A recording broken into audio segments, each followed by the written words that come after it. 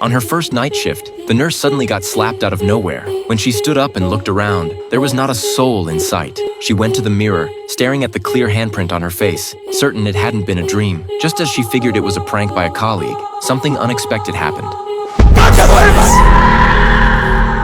The story takes place in a hospital in Mexico. On her first day of work, Sophia was assigned to work the night shift alone in the intensive care ICU. The head nurse handed her the keys and warned her, if she encountered any other nurses during the night shift, she must not speak to them. After Sophia left, one nurse said they should tell her the truth, but the head nurse clearly had no intention of doing so. When Sophia arrived at the ICU, the empty corridor genuinely gave her the creeps. She summoned up her courage and started working. At first, everything went smoothly, but just as she was about to change a patient's dressing, she suddenly heard singing coming from the corridor.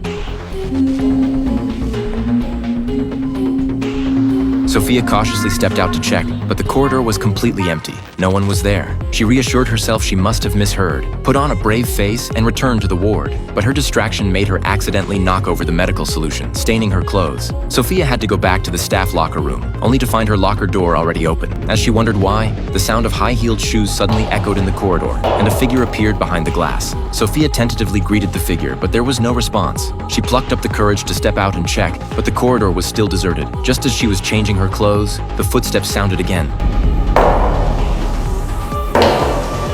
Peering out from behind the locker, she saw the figure wearing a nurse's cap, moving stiffly like a zombie. Sophia froze in terror, staring fixedly at the figure, which seemed about to walk into the locker room at any moment. Yet in the next second, it vanished without a trace. Sophia didn't believe in ghosts, so she thought these bizarre incidents were definitely pranks by her colleagues teasing the new girl. She didn't have time to think further, as the patient was still waiting for her to administer an injection. Sophia hurried back to the ward. When she was about to give a man a painkiller, he said a nurse in a black cloak had already given it to him earlier. Sophia quickly checked the records and found an unfamiliar signature had indeed been added, and some of the painkillers in the tray were missing. Furious at her colleague's extreme behavior, she stormed to the nurse's station to confront them. However, the colleague replied that only Sophia had the keys to the ICU. She couldn't have gotten in at all. Moreover, black cloaks were worn by nurses 100 years ago and had long been phased out. The colleague solemnly warned her. The ICU had always been haunted, so she must not fall asleep during the night shift. Sophia stood frozen, suddenly regretting taking the job. As she returned to the ICU with a heavy heart, the lights in the corridor began to flicker violently.